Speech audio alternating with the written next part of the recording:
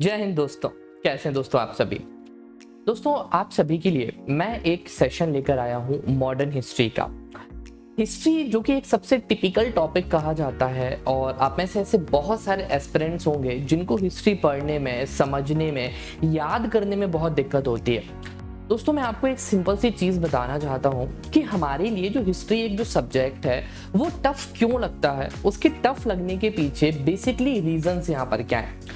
For take the example of Gadar movie. Recently अभी एक गदर movie आई है। अगर मैं आपसे कुछ भी चीज़ उस गदर मूवी के बारे में पूछूं, लाइक गदर मूवी में मैं एक्ट्रेस का नेम पूछूं आपको जो उसमें पार्ट किया था, आप आसानी से बता सकते हैं कि सर उसमें एक मुस्कान नाम की जो लड़की थी वो एक्ट्रेस थी, अमीषा पटेल हो गई यहाँ पर। तो हमें वो गदर मूवी के सीन्स क्यों याद है? क्योंकि हमने क्या किया हुआ है, उस गदर मूवी को देखा है, विजुअलाइज किया है। जब कभी भी हम हिस्ट्री को pढ़ते हैं तो हिस्ट्री को पढ़ना और उसको विजुअलाइज करना दोनों में बहुत अंतर हो जाता है। तो सबसे बड़ा जो मेन रीजन है हिस्ट्री जो हमारे लिए टफ लगता है वो इसी कारण लगता है क्योंकि हमने कभी उस चीज को विजुअलाइज ही नहीं किया। हम मोटी मोटी किताबें लेकर आते हैं, उन किताबों से हिस्ट्री को यहाँ पर हम पढ़ते हैं, हम डेट्स याद करने की यहाँ पर कोशिश करते हैं और जो कि सारी की सारी फिर हमारे सिर के ऊपर से जाना शुरू हो जाती हैं। मेरे सेशन में बेसिकली मैं आपको मॉडर्न हिस्ट्री के बहुत सारे सेशंस लेकर आने वाला हूं। आपको केवल इन सेशंस को दोस्त देखना है। आप किसी भी एग्जाम की प्रिपरेशन क्यों ना कर रहे हो, चाहे वो यूपीएससी हो या कोई वनडे एग्जाम हो, मैं आपको इंश्योर करता हूं इन सेशंस को देखने के बाद आप किसी भी बुक को पढ़िए, वो आपको एक ही बार में याद हो जाने वाली है। क्यों? क्योंकि यहाँ पर मैं आपके लिए मॉडर्न हिस्ट्री के हर एक इवेंट से, जितने भी इवेंट्स हुए हैं, जैसे कि अराइवल ऑफ द फॉरेन और यूरोपियन कंपनीज से लेकर जो पार्टीशन ऑफ द इंडिया था और 1972 में जो हमारा शिमला समझौता होता है, वहां तक सारे के सारे इवेंट्स को मैं आपको विजुअलाइज करके दोस्त यहाँ पर दिखाने वाला हूँ। तो हिस्ट्री में मॉडर्न हिस्ट्री का टॉपिक हम यहाँ पर शुरू कर रहे हैं। बहुत सारे आपको इस सेशंस के एपिसोड्स आपको मिलेंगे दोस्त, आपको हर एक एपिसोड को दोस्त यहाँ पर देखना है। चलिए तो स्टार्ट करते हैं दोस्त आज के हमारे टॉपिक को। तो दोस्तों स्टार्ट करने के पहले मैं कुछ चीज़ आपको बताना चाहता हूँ। एक कंट्रोवर्शियल टॉपिक चलता है कि मॉडर्न हिस्ट्री की बेसिकली शुरुआत कहाँ से हुई थी। अलग अलग बुक्स में अलग अलग जगह से शुरुआत होती है। कुछ बुक्स ऐसी हैं जो बैटल ऑफ प्लासी या बैटल ऑफ बक्सर के बाद मॉडर्न हिस्ट्री की शुरुआत करते हैं। कुछ आपको बुक्स ऐसी भी मिल जाएंगे जिसमें यूरोपियन कंपनीज का जो इन्वेजन होता है इंडिया में, पुर्तगीज हैं, डच हैं, इंग्लिश हैं, तो वो तब से मॉडर्न हिस्ट्री की दोस्त यहाँ पर शुरुआत करते हैं। हम क्या करने वाले हैं दोस्त, मॉडर्न हिस्ट्री को बहुत डिटेल से समझने वाले हैं। किसी भी एग्जाम की तैयारी क्यों ना कर रहे हो आप, ये मॉडर्न हिस्ट्री की जो सीरीज यहाँ पर चल रही है ये आपके लिए बहुत ही बेनिफिशियल होने वाली है। दोस्तों हम सभी ने पढ़ा है कि एक पुर्तगाली यात्री था, 1498 में वो इंडिया में आता है। उसने इंडिया के आने के पीछे मेन रीजंस क्या थे? फिर पुर्तगाल के बाद ऐसी और भी जो फॉरेन कंपनीज थी वो इंडिया की तरफ इन्वेड करती हैं। ऐसा क्या था इंडिया और इंडिया के साथ साथ जो वेस्टर्न कंट्रीज हैं, जावा है, सुमात्रा है, क्यों ऐसे रीजंस थे, ऐसे कौन से कारण रहे हैं जिस कारण से हमारे इंडिया की तरफ है? आपको बताना चाहता हूँ दोस्त क्या होता है कि 1400 और 1500 एडी के अराउंड जो यूरोपियन वेस्टर्न कंट्रीज थी, जहां पर आप इस मैप के थ्रू देख सकते हैं, हम ट्रेड किया करते थे पहले। तो ट्रेड के बेसिकली ये दो रूट्स थे, एक तो बे ऑफ गल्फ के थ्रू हम जाते थे यहाँ पर, और दूसरा अभी जहाँ पर स्वेज कैनल है, यहाँ से हम पहले जितनी भी जो वेस्टर्न यूरोपियन कंट्रीज होती थी यहाँ पर हम ट्रेड किया करते थे। ये ट्रेड अभी से नहीं हो रहा है, ये जो ट्रेड है एंशिएंट टाइम से हो रहा है। एंशिएंट टाइम में भी आपने पढ़ा होगा जो यूनानी थे जब हमारे भारत के ऊपर इन्वेड करते हैं तो वो कुछ इसी रूट को ही फॉलो करते हुए आते हैं। तो एक तो हो गया सी रूट जो यहाँ पर आप देख पा रहे हैं, बे ऑफ गल्फ हो गया, और जहां अभी एट प्रेजेंट स्वेज कैनल है यहाँ से ट्रेड होता था। और दूसरा क्या होता था, एक लैंड रूट होता था। लैंड रूट जो अफगानिस्तान से होता हुआ, जहां पर जो इंडिया के टॉप में आप देखते हैं जहां पर ट्रांस हिमालय है, वहां से होता हुआ सुलेमान रेंजेस से होता हुआ इंडिया की तरफ आता था। तो वो थोड़ा सा हार्ड हो जाता था ट्रेड करने के लिए क्योंकि वहां पर जो टेरेन था, जो लैंड है, वो काफी अनइवन है। तो मेजरली देखा जाए जो हमारे पेनिनसुलर इंडिया का जो ट्रेड होता था वेस्टर्न यूरोपियन कंट्रीज के साथ, वो इसी रास्ते से यहाँ पर होता था। अब क्या होता था कि बीच में आप यहाँ पर आप देख पा रहे हैं, यहाँ पर हमारा सऊदी पेनिनसुला है, सऊदी पूरा आपको दिखेगा। तो तो जितने भी जो सऊदीज के जो ट्रेवलर्स होते थे ये हमारे पेनिनसुलर इंडिया पर आते थे। यहाँ से जितने भी जो सामान होता था, जैसे कि अधिकतर ब्लैक पेपर हो गया, जो स्पीसीज हो गए, उनको यहाँ पर कलेक्ट करते थे और फिर इसके बाद जो वेस्टर्न कंट्रीज होती थी वहां पर जाकर ये सारे के सारे सेल कर दिया करते थे। तो ये एक ट्रेड रूट को हम लोग 1400 सेंचुरी और उसके पहले से ही दोस्त फॉलो करते हुए यहाँ पर आ रहे हैं। अब समझने की बात यहाँ पर क्या है कि जो 14 और 15 जो 14 और 15 सेंचुरी की जो मैं आपको बात कर रहा हूँ, इस टाइम पीरियड पर ऐसा क्या चेंज हुआ जो पुर्तगीज के साथ और भी जो वेस्टर्न कंट्रीज थी वो इंडिया की तरफ आना शुरू हुई। देखो मैं आपको एक बात बताना चाहता हूँ। तो 1451 में एक वॉर होती है, जिस वॉर के बाद जो पूरा का पूरा जो आप जो रेड पोर्शन यहाँ पर देख पा रहे हैं, इस रेड पोर्शन के ऊपर ऑटोमन एम्पायर ने अपना साम्राज्य जो एम्पायर था उसको दोस्त यहाँ पर कैप्चर कर दिया। ऑटोमन एम्पायर क्या था अभी मैं आपको आगे यहाँ पर बताऊंगा। तो हुआ क्या कि जो हमारा ट्रेड यहाँ पर होता था वो ट्रेड दोस्त यहाँ से क्या हुआ कि इस ओटोमन एम्पायर के कारण काफी ज्यादा उस पर इम्पैक्ट हुआ। बेसिकली पहले जो ट्रेड होता था बहुत इजीली हो जाता था, जितने इंडिया और इंडिया के साथ जो भी ईस्टर्न कंट्रीज हैं यहाँ से जितने भी जो सामान लिए जाते थे, मसाले लिए जाते थे, उनको हम बाकी वेस्टर्न कंट्रीज में बेच दिया करते थे। अब आप यहाँ पर एक एरिया जो मैं आपको दिखा रहा हूँ, सबसे पहले आप इस एरिया पर गौर करिएगा, ठीक है, जहां पर ये मैंने मार्क किया हुआ है। और इसमें भी जो इटली सबसे इंपॉर्टेंट है, क्योंकि इटली उस टाइम पीरियड पर सेंटर ऑफ हब हुआ करता था, जहां पर जितने भी जो सऊदी अरेबिया के लोग थे सारा का सारा सामान इंडिया और ईस्टर्न कंट्रीज से खरीदते थे और ले जाकर इटली में दोस्त रख देते थे। फिर इटली में और भी जो आसपास की जो इटली की नेबरिंग कंट्रीज है वो इटली में आते थे और उन्हीं सामान को दोस्त परचेस करके वो और भी बाकी की जो कंट्रीज है, लाइक जो बाल्टिक कंट्रीज हो गई, बाल्कन कंट्रीज हो गई, वहां पर इन सारे के सारे सामान को दोस्त डिस्ट्रीब्यूट कर दिया जाता था। तो उम्मीद है आप समझ चुके होंगे इटली को मैप के थ्रू कि यहाँ पर इटली की पोजीशन कितनी दोस्त स्ट्रांग है। यहाँ पर आइए अब बात करते हैं दोस्त हम यहाँ पर इटली और इटली के साथ साथ जो नेबरिंग कंट्रीज थी किस तरीके से वो हमारी इंडिया की तरफ इन्वेड करते हैं।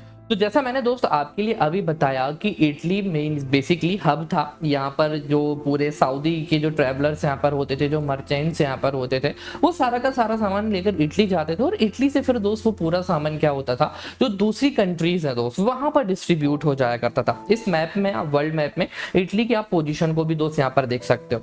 अब इटली के साथ साथ आपको उसकी जो नेबरिंग कंट्रीज हैं उन पर थोड़ा सा दोस्त यहाँ पर गौर करना होगा, खासकर जो पुर्तगाल है, उसके बाद जो आपको स्पेन दिख रहा है, स्पेन के ऊपर जो आपको यहाँ पर फ्रेंच दिख रहा है। ये कंट्रीज क्यों इंपॉर्टेंट है अभी जस्ट मैं आपको यहाँ पर बताऊंगा। तो आई होप आपको इतनी चीजें क्लियर हो चुकी होंगी कि इटली की इंपॉर्टेंस क्या है यहाँ पर, इसके साथ साथ ट्रेड रूट क्या था जिसको हम यहाँ पर फॉलो करते थे, है ना, चाहे वो लैंड से हो या फिर वाटर से हो। अब दोस्त आगे क्या होता है आपको जान के बहुत हैरानी होगी। सब कुछ बहुत अच्छा चलता हुआ आ रहा था 13 और 14 सेंचुरी तक यहाँ पर 1451 में एक वॉर होती है। उस वॉर के थ्रू जो पूरा का पूरा जो ऑटोमन एम्पायर था यहाँ पर वो इस एरिया को कैप्चर कर लेता। अब ऑटोमन एम्पायर क्या था और इसके साथ साथ एक और इंसिडेंस हुआ था जिस कारण से हमारी इंडिया का जो ट्रेड था वेस्टर्न कंट्रीज के साथ और जो वेस्टर्न कंट्रीज थी इंडिया की तरफ क्यों उन्होंने यहाँ पर रुख किया। तो पहला एक रीजन तो दोस्त मैंने आपको बताया ऑटो एम्पायर। दूसरा जो मेन रीजन था जिसको बोला जाता है द रेनेसा। रेनेसा क्या होता है जिसको हिंदी में हम पुनर्जागरण कहते हैं। पुनर्जागरण का बेसिकली मतलब देखा जाए तो उसको कहा जाता है, हिंदी में अगर हम उसका मतलब बोले तो उसका मतलब होता है फिर से जागना। तो क्या यहाँ पर कोई सोया हुआ था जो यहाँ पर फिर से जाग जाता है? दोस्त ऐसा नहीं होता है। रेनेसा में बेसिकली क्या होता है मैं आपको एक एग्जाम्पल के तौर पर समझाता हूँ कि इटली में देखा आपने ट्रेड हो रहा है, ठीक है, एक हब बन चुका है, तो वहां पर बहुत सारे मर्चेंट्स यहाँ पर पहुंचते थे और बहुत सारे लोग यहाँ पर अच्छा खासा पैसा बनाते थे। अब जिसके पास पैसा आता है, बहुत सारा पैसा होता है, क्या उसको कोई चिंता होती है क्या घर परिवार की? किसी भी तरह की कोई भी चिंता नहीं होती, वो तो अपने शौक के लिए जीता है। जैसे कि आपने देखा होगा बहुत सारे जो अमीर लोग होते हैं यहाँ पर, तो हम लोग तो घर खरीदते हैं, प्लॉट खरीदते हैं, वो सीधा का सीधा एक आइलैंड यहाँ पर खरीदते हैं। तो जिनके पास पैसा होगा वो अच्छे अच्छे शौक यहाँ पे रखेंगे।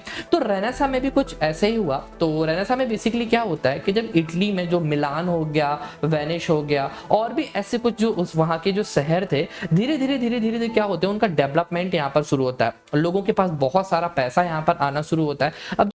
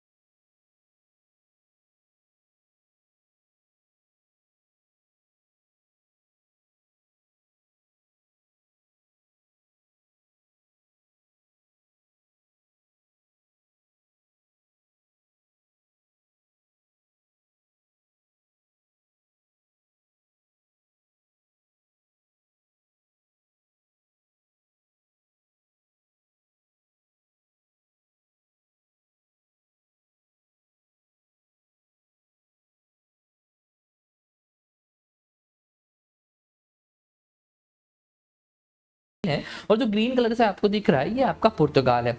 ये दोनों कंट्रीज क्या करते हैं, ईस्टर्न कंट्रीज के लिए ट्रेड करने के लिए रूट ढूंढना शुरू कर देते हैं। अभी तो एग्जिस्टिंग रूट्स क्या था, बे ऑफ गल्फ का हो गया और जहां पर हमारी स्वेज कैनल बनी हुई है यहां से ट्रेड था। इन लोगों ने अभी दूसरा रास्ता नहीं खोजा था। अब आप एक बात सोच रहे होंगे कि सर स्पेन और पुर्तगाल ही क्यों, बाकी और भी तो कंट्रीज हैं, फ्रांस हो गया, इंग्लैंड हो गया, हॉलैंड हो गया, नीदरलैंड, कुछ ऐसी स्कैंडिनेवियन कंट्रीज हो गई, ये कंट्रीज क्यों यहाँ पर ट्रेड नहीं करने आई ईस्टर्न मतलब ईस्टर्न कंट्रीज के साथ। बेसिकली रीजन क्या है, एक ज्योग्राफिकल पोजीशन भी होती है। जैसे यहाँ पर आप देख पा रहे होंगे स्पेन और पुर्तगाल, ये दोनों कंट्रीज कैसी हैं, सी से लगी हुई हैं, समुद्र से लगी हुई हैं, तो ये आसानी से ईस्ट साइड भी जाकर यहाँ पर ट्रेड कर सकती हैं और वेस्ट साइड भी कर सकती हैं। बट इटली के ऊपर जो बाकी की और भी यहाँ पर कंट्रीज थी उनकी ज्योग्राफिकल पोजीशन इतनी दूर से यहाँ पर स्ट्रांग नहीं थी। तो हुआ क्या, जब ऑटोमन एम्पायर के कारण यहाँ पर जो ट्रेड रूट था ये इफेक्ट यहाँ पर होता है, तो स्पेन और पुर्तगाल इन दोनों के बीच में एक कंपटीशन यहाँ पर शुरू हो जाता है कि किस तरीके से हम कौन यहाँ पर सबसे पहले ईस्टर्न कंट्रीज के साथ ट्रेड रूट यहाँ पर ढूंढेगा। अब देखते हैं इस कंपटीशन का नतीजा क्या होता है। तो दोस्तों इस कंपटीशन में सबसे पहले जो आगे निकल आता है वो पुर्तगाल निकल आता है। पुर्तगाल क्यों आगे निकलता है, ज्योग्राफिकल पोजीशन तो आपने देखा हुआ था। पुर्तगाल में जो उस समय किंग थे इनका नाम था किंग हेनरी। इनको एक दोस्त द किंग नेविगेटर के भी नाम से जाना जाता है। क्यों नेविगेटर कहते हैं, तो ये जो मेरे पीछे आप यहाँ पर एक डिवाइस देख पा रहे हैं, इस डिवाइस का जो इन्वेंशन हुआ था ये प्रिंस हेनरी ने ही किया था। तो इन प्रिंस हेनरी ने यहाँ पर नॉर्थ डायरेक्शन दिखाता हुआ एक छोटा सा यहाँ पर डिवाइस यहाँ पे बनाया था और इन्होंने बोला अपने एक ट्रेवलर से, उस ट्रेवलर का नाम था बार्थोलोमोडियास। बार्थोलोमोडियास से बोला, जो कि एक ट्रेवलर था, और उस ट्रेवलर को इन्होंने अपने डिवाइस दिया और बोला कि तुम जाओ और ईस्टर्न कंट्रीज को ढूंढ कर लेकर आओ। कहां से ये जो इटली हो गया, इटली के अलावा जितने भी जो और यहाँ पर ट्रेवलर्स आते थे वो ऐसे कौन से कंट्रीज हैं जहां से वो ये सारे मसाले को खरीद कर लेकर आते थे। तो 1487 में उन्होंने बार्थोलोमोडियास को वो अपना द नेविगेटर एक इंस्ट्रूमेंट जो डिवाइस था वो दिया और बोलते हैं अब तुम्हारे लिए जाना है उन कंट्रीज को ढूंढने के लिए। तो बार्थोलोमोडियास 1487-88 में बोलता है ठीक है हम जाते हैं। अब बार्थोलोमोडियास दोस्त यहाँ पर चलना शुरू करता है, तो पुर्तगाल से होता हुआ धीरे धीरे वो अफ्रीका तक आता है और अफ्रीका से नीचे आके यहाँ पर आके रुक जाता है जहाँ पर कैप ऑफ गुड होप लिखा है। अब इसके आगे वो क्यों नहीं जाता, बेसिकली दोस्त यहाँ पर इसके लिए कई और रीजंस दिए जाते हैं। अलग अलग हिस्टोरियंस अलग अलग रीजन देते हैं। कुछ हिस्टोरियंस ये बोलते हैं कि नहीं वो काफी थक गया था इतनी यात्रा करके, तो इस कारण से वो वापस चला गया। कुछ यहाँ पर जो हिस्टोरियंस थे वो ये कहते हैं कि ये जो एरिया है जहाँ पर साउथ अफ्रीका है, जहाँ पर कैप ऑफ गुड होप लिखा हुआ है, वो ये कहते हैं कि यहाँ पर जो हमारा जो ओशन करंट है, ठीक है, जो हमारा वाटर है वो ठंडा और गर्म पानी आपस में आके मिलता है, तो ये रीजन काफी फॉगी हो जाता है। तो यहाँ तक तो बार्थोलोमोडियास आया। अब इसके आगे वो इसलिए नहीं गया दोस्त यहाँ पर क्योंकि उसको रास्ता ही नहीं दिख रहा था कि किस तरीके से दोस्त हम यहाँ पर आगे जाएं। तो इस कारण से दोस्त वो वापस चला गया और good hope, cap of good hope क्यों कहा जाता है कि हो सकता है इसके आगे कुछ यहाँ पर अच्छा हो। तो 1488 में बार्थोलोमोडियास यहाँ तक तो आया, कैप ऑफ गुड होप तक तो आया, इसके बाद दोस्त वो वापस चला गया। अब ये सारी की सारी दोस्त यहाँ पे जो चीजें यहाँ पर हो रही थी ये कौन देख रहा था, स्पेन देख रहा था। अब पुर्तगाल और स्पेन में इन दोनों के बीच में कंपटीशन तो शुरू हो चुका है। तो स्पेन ने यहाँ पर बोला अपने ट्रेवलर से, 1492 में ट्रेवलर था, उस ट्रेवलर का नाम था दोस्त यहाँ पर कोलंबस। 1492 में बोला कि कोलंबस तुम्हें जाना है और ईस्टर्न कंट्रीज को ढूंढना है। तो कोलंबस बोलता है ठीक है जैसा आप यहाँ पर बोलेंगे, उसने अपने किंग से बोला। और जो बार्थोलोमोडियास का रूट था उसी रूट को फॉलो करता हुआ कोलंबस भी आगे बढ़ा, थोड़ी दूर तक तो आगे बढ़ा, बाद में समुद्री तूफान में वो फंस जाता है। तो इंडिया आने की जगह वो कहाँ पर पहुंच जाता है, अमेरिका पहुंच जाता है। अब जब अमेरिका पहुंचा यहाँ पर तो उसको इंडिया का डिस्क्रिप्शन तो ऑलरेडी पता था कि यहाँ पर काफी अच्छी कंट्री है, बहुत सारा पैसा है यहाँ पर जैसे ही दोस्त वो अमेरिका पहुंचता है तो वहां पर उसको ट्राइब्स मिलती हैं। तो वो देखकर कहता है कि ये तो इंडिया है ही नहीं, ऐसा कैसे इंडिया है। तो इसी कारण से दोस्त आज भी आप देखते हो तो जो इंडीज करके एक जो ट्राइब है वो अमेरिका में मिलती है, तो वो इसी कारण से क्योंकि वहां पर कोलंबस ने सबसे पहले इंडिया समझकर अमेरिका का दोस्त यहाँ पर, जब कोलंबस ने अमेरिका की खोज कर दी तो ये सारी की सारी चीजें कौन देख रहा था दोस्त, यहाँ पर पुर्तगाल देख रहा था। पुर्तगाल चुप कैसे बैठ सकता है।